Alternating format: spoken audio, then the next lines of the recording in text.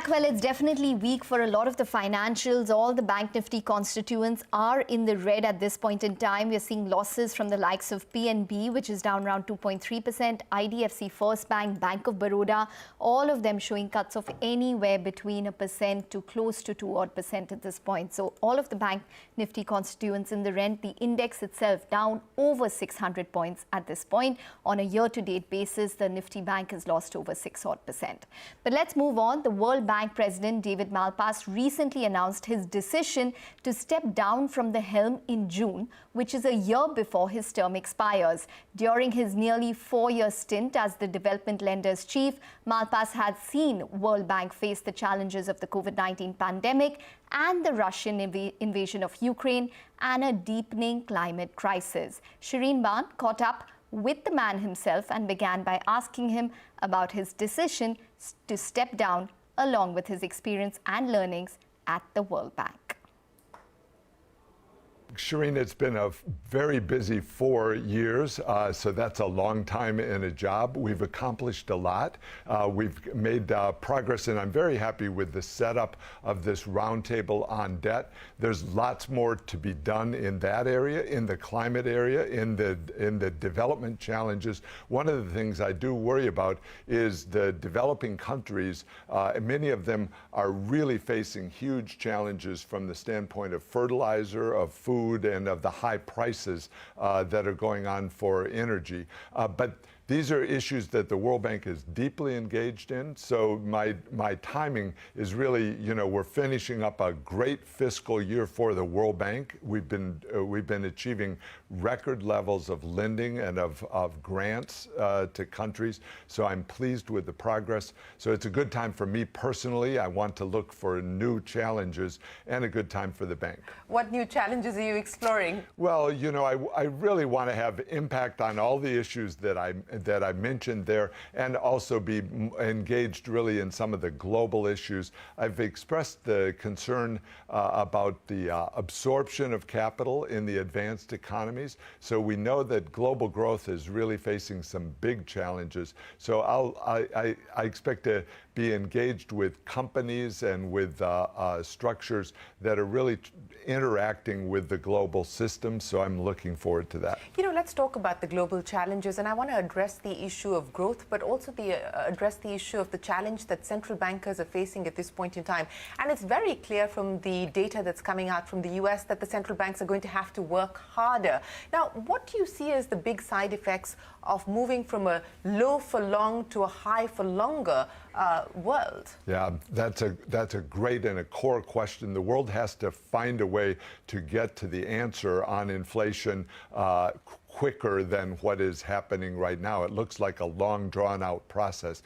We have to start from the premise that the 0% interest rate was an abnormal situation. That couldn't continue. So the world's moving to a more normal interest rate.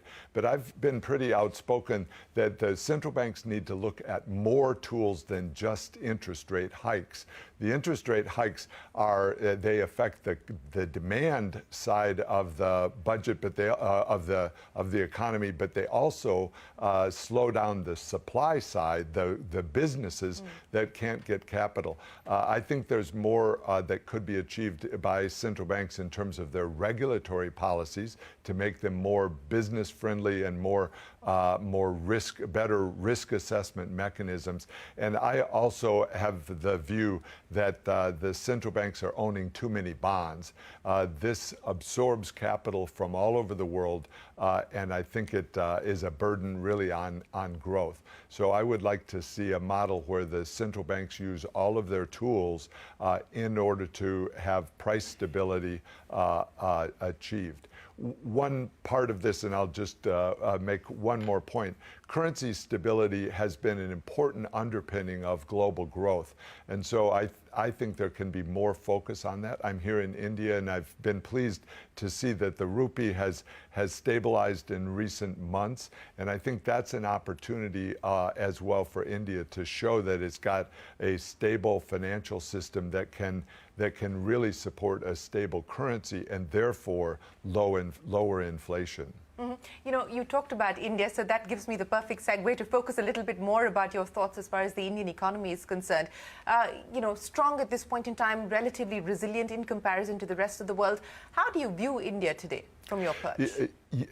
It's a very interesting case because many of the developing countries are having more problems than India in growth. And so it's been refreshing and encouraging to see India come off of COVID. It was a very hard time for the people of India, come off of COVID in a way that's allowing them to really recover. So what can be done now is to foster that.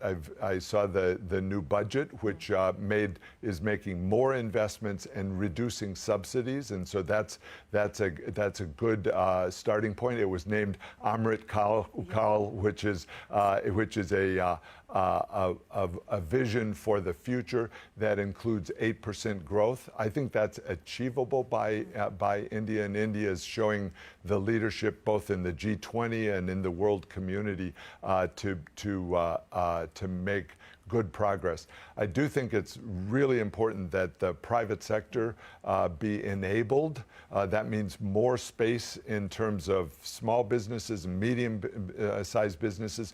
Women in the labor force is a critical part of the growth. More credit. Land reform and agriculture reform these are all challenges that India can face in becoming more competitive in a challenging global environment. All right, insightful opinion coming in out there from the World Bank chief, stepping down now, but believes that India can go ahead and achieve that Amrit Kal, so to say. Take a short break, come back. We have Manisha Gupta joining in with All Things Commodities.